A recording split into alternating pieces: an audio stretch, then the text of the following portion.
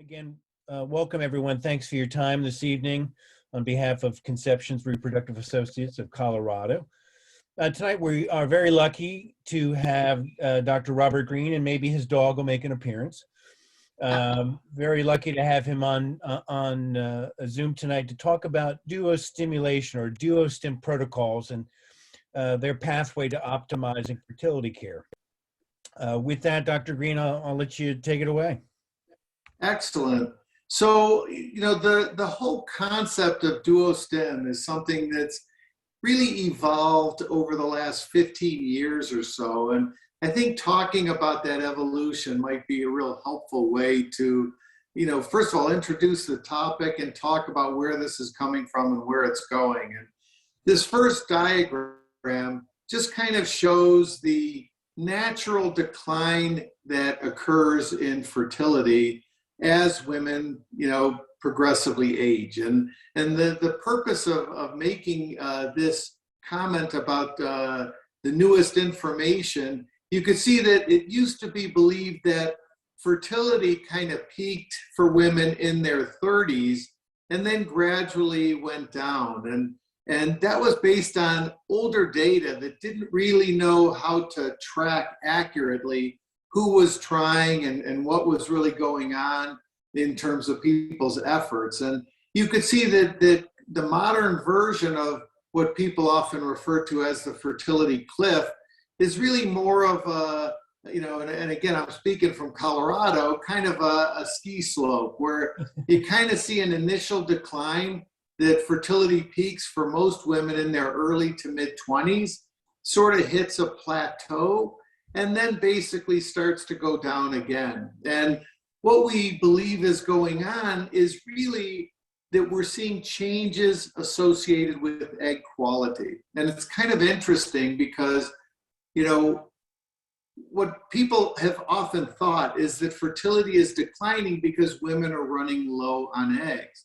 But the reality is somebody that's fertile at age 40 or 35 or 30 is still releasing naturally 1 egg a month, just like someone that's fertile at 25 or 20.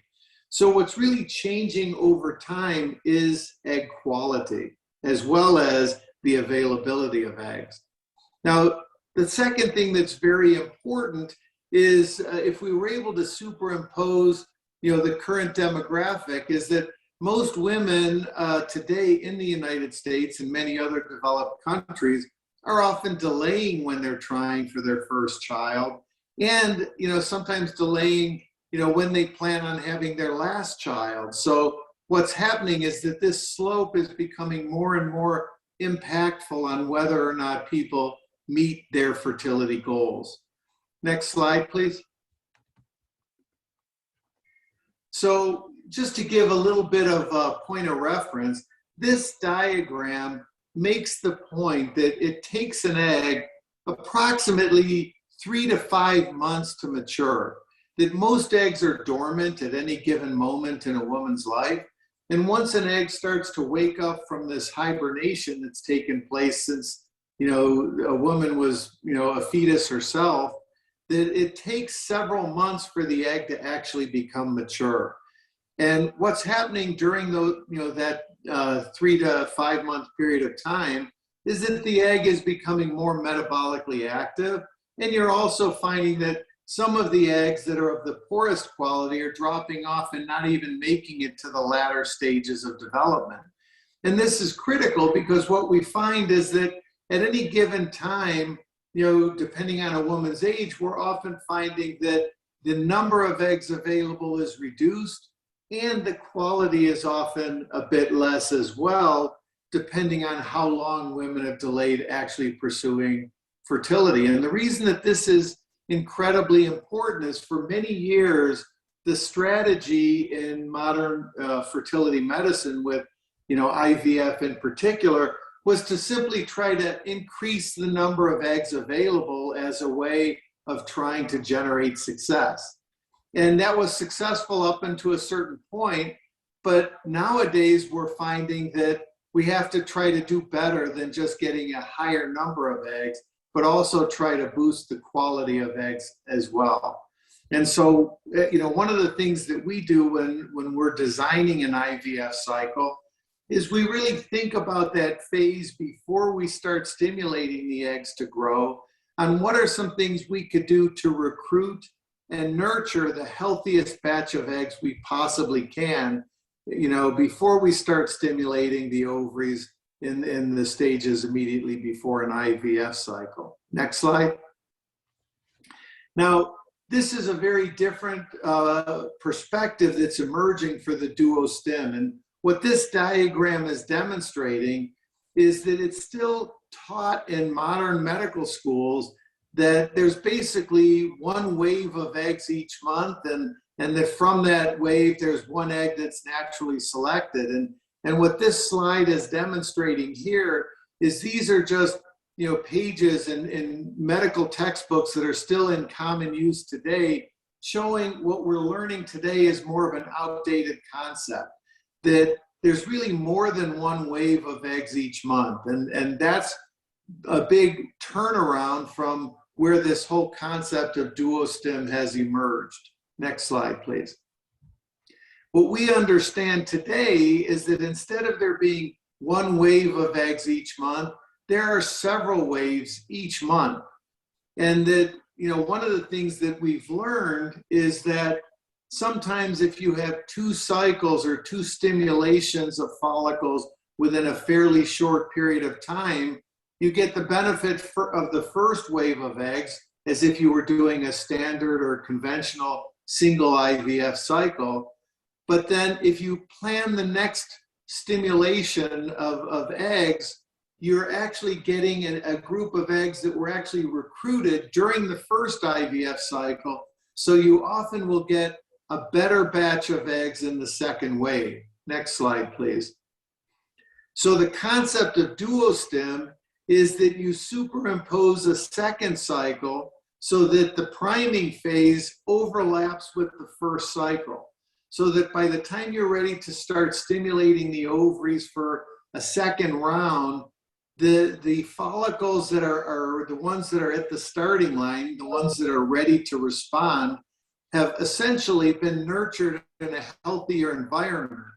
So what we're finding is that in part 2 of a DuoStim, for people that need a DuoStim, and we'll talk about that in a moment, that you're actually able to recruit sometimes a higher number of eggs, sometimes eggs of better quality, and oftentimes we get the benefit of both. Next slide, please. So this is a study that was published at the European Society of Human Reproduction and Endocrinology in last year's meeting. And what they were showing is if you took women that were defined as, quote, poor responders to ovarian stimulation, or women that have had one IVF cycle that had a less than ideal response, and you put them through a second stimulation in fairly short proximity, that they found that 31% wound up with at least one healthy embryo to transfer if they did a DuoStim cycle, which was more than twice the number that they found if they only did a single stimulation. And one of the things that's important is the concept of DuoStim is something that was started, really when the field of oncofertility came out, when we had women that were diagnosed with a cancer that often had to go through 2 stimulations back to back, and it was found that you often found a higher number of eggs.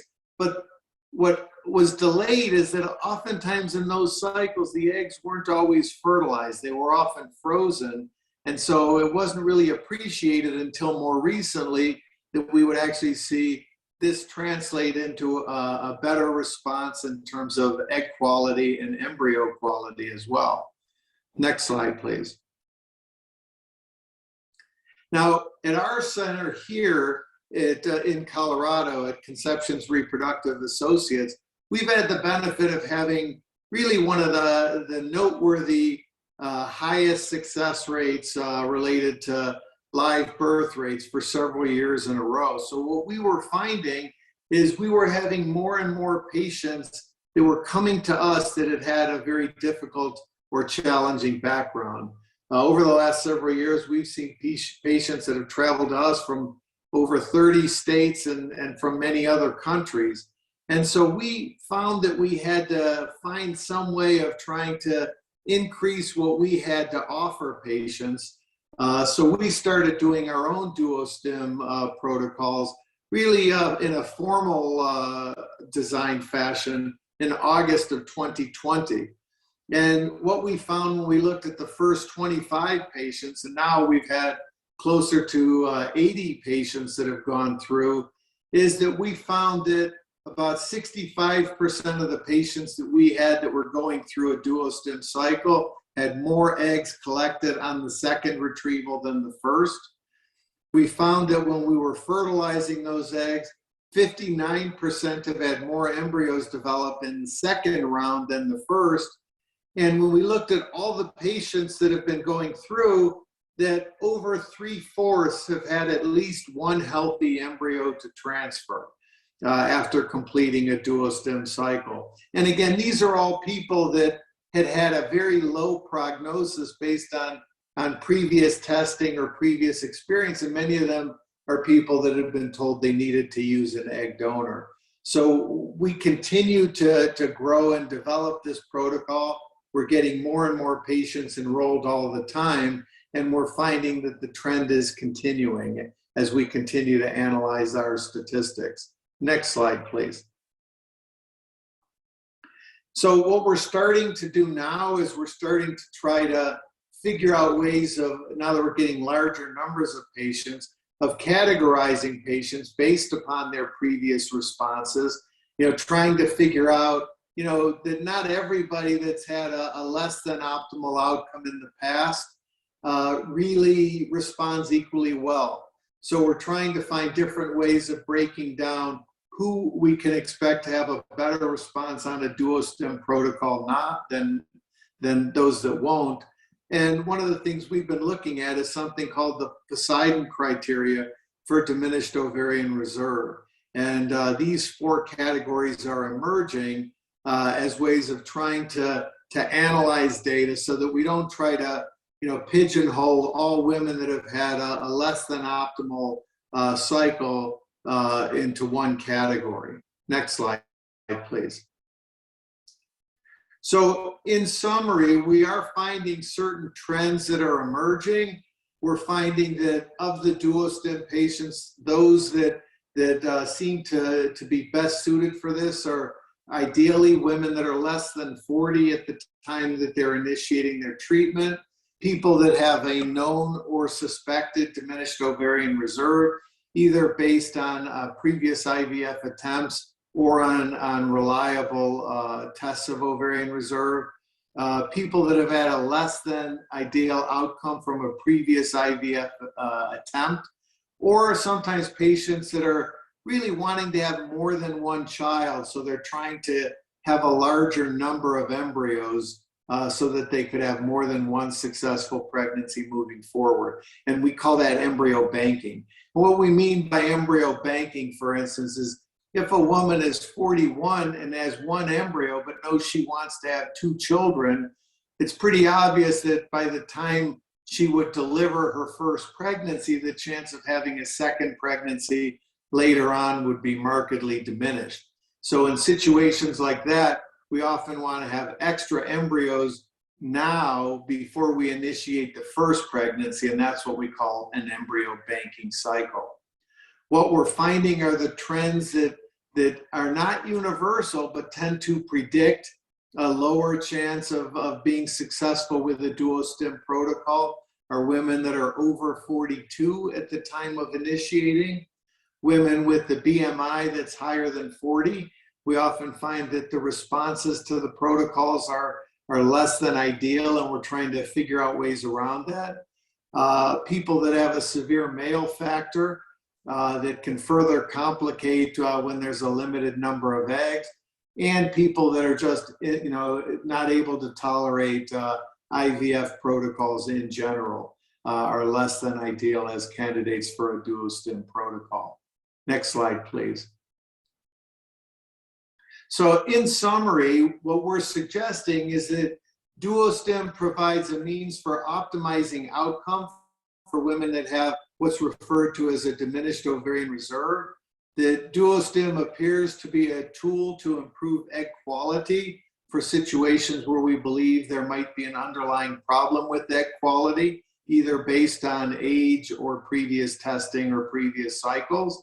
And finally, the DuoStim provides a way of trying to more efficiently create embryos for subsequent pregnancies in people that know they want to have more than one successful pregnancy and are trying to, in a shorter period of time, try to have a higher number of embryos available. Next slide, please. So in summary, this is a little bit about our center and about me as an individual. You know, the success rates there are the live birth rates of our center compared to national average. And that's what I mean when I said that our statistics have made it so that we found that some patients that have had a less than predicted, you know, ideal outcome have often traveled to us from places far and wide. So thank you very much, and I'm more than happy to take questions. Thanks, Dr. Greene. A couple questions came in on text. Given the fact that we're sort of the second cycle is working off the first, is there any difference in use of medication? Is dosing different in that second stimulation? Yeah, and this is something people have to talk about with their own providers. Speaking from my own experience, I always review the previous cycle before I write the protocol for the second, because we often learn certain things about the patient's response from the first cycle that give me clues of how I want to try to change the cycle in the second part of the DuoStim. But it also happens that I'd estimate roughly about a quarter to a third of the time, I don't make any changes at all to the protocol. But every provider and every center is a little bit different. So that's something that a patient should discuss with their provider. And I personally like to meet with each patient between a first and a second cycle, so I can not only explain to them what we learned in the first one, but also, you know, what we're going to try to shoot for in the second trial. Great, thank you, Dr. Greene. We've Yep. got a question from Brianna. How many days rest between retrieval and restarting stims? It's a great question. And again, this is highly individualized. What I try to do is I try to wait about 5 to 7 days after the retrieval. And then we get baseline testing repeated, which is an ultrasound and some blood tests. And again, based on those test results, I'd say about probably about half of the time we're ready to start immediately. And other times we have to do some things to either delay, you know, either short term or do some other things before starting the second stimulation. So I'd say 5 to 7 days is the typical minimum, but sometimes it can be as long as 3 to 4 weeks. Another question. I'm getting a question from Crystal. If somebody has already failed 3 IUIs, low AMH, indication of endometriosis, would you still have them pursue a traditional IVF before considering DuoStim? Yeah, and I hate to keep going back to the same thing, but it really does individualize to each person's goals. You know, in my experience, one of the first ways that I always start every consultation is I ask each individual or couple, depending on who I'm seeing, what do they want their ideal family to look like? Because if someone wants to have one child, then I might, you know, not be as you know, serious about suggesting a DuoStim right off the bat. Because if someone gets 1 or 2 good embryos from the first IVF attempt, they might not need a DuoStim part 2. But again, if someone wants to have more than one child and we know they already have a low AMH and they've already had a significant amount of difficulty already, then absolutely it's something I would consider. So I think that has to be an important discussion that each patient should have with hopefully a provider that wants to individualize their treatment protocol. Another question we're getting, since there may be over a 21 or 30-day period, you might be, you do your multiple stimulations. What about the risks of OHSS? Any greater or lesser? Yeah, and ironically, the same patients that are at risk of ovarian hyperstimulation are the ones that really shouldn't even need to consider doing a DuoStim. Because again, OHSS, ovarian hyperstimulation syndrome, is typically defined as someone that's going to have, between 25 and 30 eggs or more from their first IVF attempt. So these are the people that shouldn't need to consider a DuoStim right off the bat. So, the answer is that the typical candidate for a DuoStim is not at risk of ovarian hyperstimulation. And therefore, the DuoStim, if it's done properly, isn't going to create the risk in someone that's already at low risk for OHSS. Great. I have a question. The internal conceptions data is very fascinating on the 25 patients you shared. I mean, I think the DuoStim story supporting follicular development, but there's a connection to embryonic quality too, isn't it? Is that yeah, right? and now, like I said, that last data analysis that was the most comprehensive one was looking at the first 25 patients. Now, we've got closer to 80 patients that I've personally been tracking that have gone through, and many of them have often even gone through embryo transfer at this point. And we're finding that their, live birth rate per transfer is pretty comparable to the live birth rate per transfer that we showed on that previous slide. Right. So that even though these are people that come to the center with a lower than expected success rate, right, that we're finding that in at least about 2/3 of the patients, we're getting at least one embryo. And when we get one embryo, we're actually getting live birth rates that are comparable for people that have had a good prognosis right off the bat. Got it. Getting another question here. Since there's a second round of stimulations and retrievals, there is a cost impact? Absolutely, and that's something that each center probably handles differently. So that's something people would have to, really discuss with whatever center they're seeing. I could tell you that patients that see us at our center find that the second round of a DuoStim is far less expensive than doing a second cycle, straight off the bat. Right. And people save money at our center because we find that the medication cost is often lower because there's a shortened priming phase. We find that the embryology cost is able to be reduced because of certain things that are happening in setting up the first IVF cycle. And we find that the embryo testing costs are reduced because of deals that we've been able to negotiate with the places that we send the biopsies to. So it even seems to be a more financially comfortable thing for someone to go through one DuoStim cycle than two separate IVF cycles. Right. It's almost a kind of an egg banking versus embryo banking. Yeah, and that's why I deliberately used in the slide that we created, Tim, the word efficiency. Right. Because it's more efficient in terms of time. It's more efficient in terms of impact on people's diet and lifestyle. Right. And it's more efficient financially, as well as in the laboratory side and the administrative side as well. Understood. I have a question that I think it's somewhat unrelated to, is more general about embryonic testing. Are embryos healthier or more successful without testing, with testing, unknown? I think it's general. Yeah, and the best answer we have to that is looking at the ultimate outcome, which is a live birth, okay? An untested embryo generally has about a 40 to 50% chance of implanting.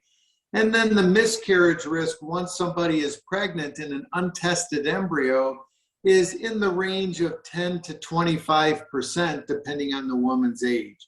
So the live birth rate for an untested embryo and the pregnancy rate are both lower. What we find is that the implantation rate for an embryo that's been tested is between 70 and 80% for implantation. And then the miscarriage rate is pretty consistently below 5% regardless of the woman's age. So we find the live birth rate and the pregnancy rate are much higher in tested embryos, which suggests to me that we're saving people time, we're saving them money by testing the embryos in the laboratory instead of testing them by putting them in the uterus and seeing whether they implant. One additional point that I'd also want to make related to embryo testing is that is independent and of each laboratory.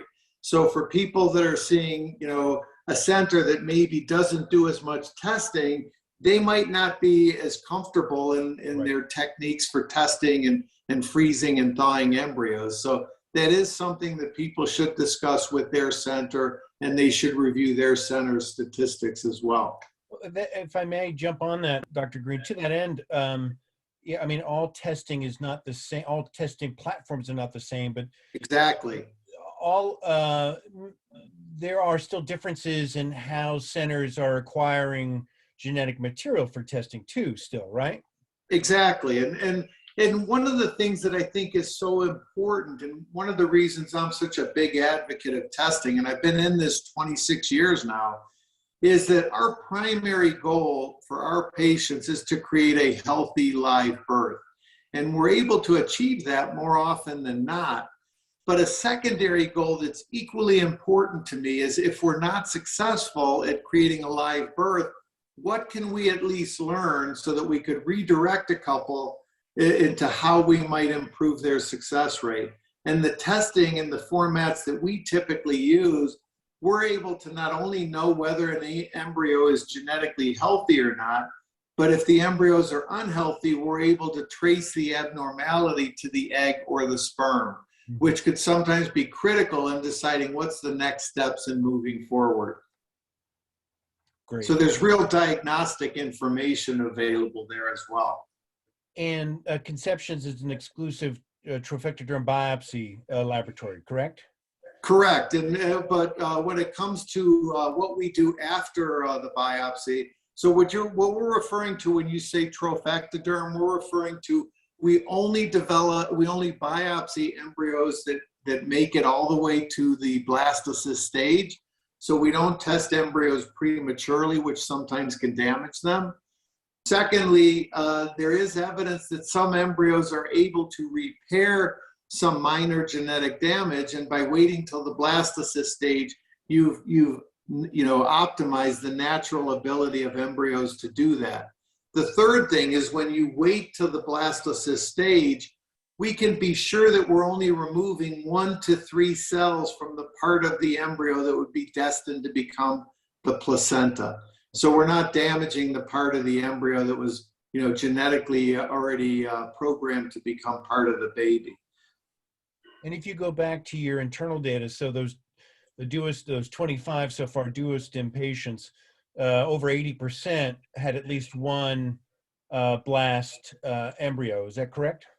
Correct. And again, that's really much higher than we even expected we were going to be able to achieve.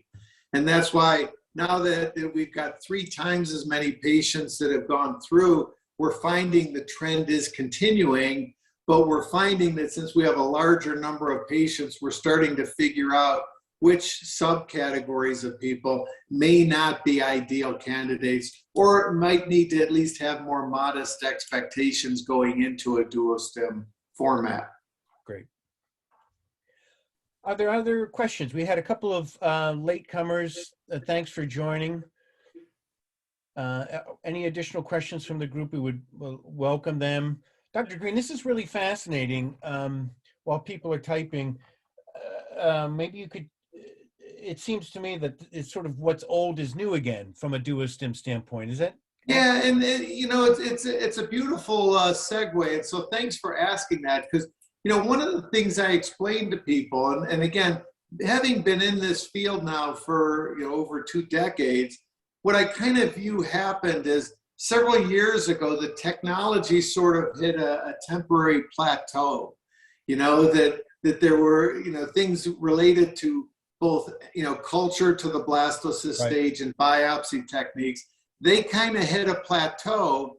And so we're kind of waiting for the next technological breakthrough to push things to the next level. And so part of what we have done over the last several years, while we're waiting for the next technological breakthrough, is gone back to the basics and saying, what are some things we could do to try to maximize the number and the quality of the eggs and the sperm that we're recovering, so that we could, make it so that these eggs and embryos can make it into the laboratory to even take on that next phase. Great. Dr. Greene, we had a latecomer, Katie. Welcome. Hey, Katie. She asked a question that we covered earlier, but I think it's worth repeating. If we go back, talking about quantity and quality.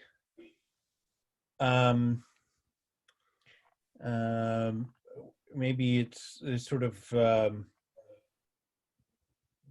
maybe here, maybe talk about your experience with these 25 patients again, if you don't mind. Yeah, and we could also investigate if this might be recorded. We might be able to find a way of posting it. Yeah, I have that as well. Yeah, we will. Yeah. Yeah. And that would be the best way to try to cover. What was the question specifically, Tim? For optimal DuoStim candidates, do you see better egg and embryo quality? Yes, we are. But one of the things that's important for Katie to know is she also needs to understand that every center is not universally the same. So like if you back up for just a moment to one slide previously, this was some of the data that was presented at the European meeting in 2020. And they found that on a DuoStim protocol, they were doing slightly better than double in terms of their chances of having at least one embryo to transfer, okay? What we're finding, if you go back to the slide you just had a moment ago, is in our first 25 patients, we were finding that over 3/4 of our patients had at least one embryo of sufficient grade and genetic testing that was sufficient for transfer. So we were finding even better results. Now, since that time, again, this was our data just through February of this year. Now we've got almost 3 times as many patients. We've got closer to 80 that have gone through. And it's closer to about 3/4 are having at least one embryo. So it has gone down a little bit. And part of what we discussed is that now that we're having a higher number of patients, if you go to that next slide, Tim, what we're starting to do is we're starting to try to figure out how we could subcategorize which patients might be, the ideal candidates for DuoStim, at least at our center, and which ones might still be candidates but might need to adjust their expectations a little bit. And I think that's kind of a little bit of a summary there. Good, great. One last question, just to clarify from Brianne. So on the second half, on that second stim, on the duo of the stim, the question is, are embryos from that second half healthier than in a traditional, or any different than in a traditional IVF cycle? Yeah, and if you notice the diagram in the center, we're finding about 2/3 of the time the embryos we're getting on the second cycle tend to be better than on the first. And we've seen a few situations that have just been totally dramatic, and we don't know what to explain on those outliers. I could tell you, I had one patient that was somewhat shocking, that we literally got 2 eggs on our first stimulation, and none of them made it, to the blastocyst stage. And on our second stimulation, we got 8 eggs, and literally 4 of them made it to the blastocyst Wow. stage, and that was one of the most dramatic changes we had seen. Sure. But we're typically seeing that about 2/3 of the time we're getting either more or we're just getting a better outcome in terms of number of embryos. Well, that's great. Really, it's fascinating to kind of take a look back and revisit the basics, which, with the advent of new technologies and observation, we're taking what's old and improving upon it. This is great. Exactly, and then this is how we keep getting better. Is we're still looking for new technological breakthroughs, but for right now, we're finding that we can offer better outcomes for people, even with the current technology, just by finding newer and different ways of trying to design treatment cycles for them. That's great. Okay, I got one, if we can sneak in one more here. Okay, when should someone approach their RE about DuoStim? Well, honestly, I try to initiate that idea with couples when I first meet with them if I think they're an appropriate candidate. So, I think everybody has to approach that according to their own comfort level. Right. But I think you said that this was submitted by someone that was a late comer, and that's right. And so one of the things that I always start every consultation with when I first meet with any individual or couple is I ask them what they want their family to look like. And the point of that is from the first encounter, I'm not only thinking about their first pregnancy, but I'm also thinking about their last pregnancy. Right. So if someone wants 2 or 3 children, I need a short-term plan and a long-term plan. And so sometimes I need to immediately be thinking about ways of trying to make sure I've got a sufficient number of embryos for them to complete their family. And in other women, we kind of know early on that there might be a limited number of eggs to begin with. And in those situations, it's just obvious that we have to at least consider a DuoStim. Right. But one of the beautiful things about it, Tim, is that, the point of a DuoStim is that we're planning on 2 retrievals. But if someone has an absolutely wonderful experience on their first retrieval, then sometimes I'll even say, let's delay the stimulation for the second, because we could see what the results of the first retrieval were. Right. And if they're great, we can cancel the second one. Right. Just because we were planning on it doesn't mean we need to continue with that plan. Right. But it's harder to add that plan on later if it's not part of the original discussion. Right. Well, that's great. More options. Exactly. And most importantly is individualizing the care towards each patient or couple's ideal outcome. Great. Well, this has been a fascinating evening, Dr. Greene. Thank you so much for making time tonight. We will, tonight's presentation was recorded. We'll edit it and clean it up and get it ready for distribution. You'll please check back on the Conceptions Facebook page and on our blog for a link to watch and download the presentation. But really fascinating, Dr. Greene. Thank you so much for your time tonight. Thank you. It was an absolute pleasure. And thanks everyone for joining us. And stay tuned to our Facebook page for more talks just like this. And we welcome your requests and suggestions. If there's a topic or an area of medicine, area of RE that you'd like to talk about and get more information on, please drop us a line. We'd love to put something together for you. Otherwise, Dr. Greene, thanks again. Have a lovely evening, sir. Have a great one. Thank you, Tim. Okay, be well. Good night, everybody.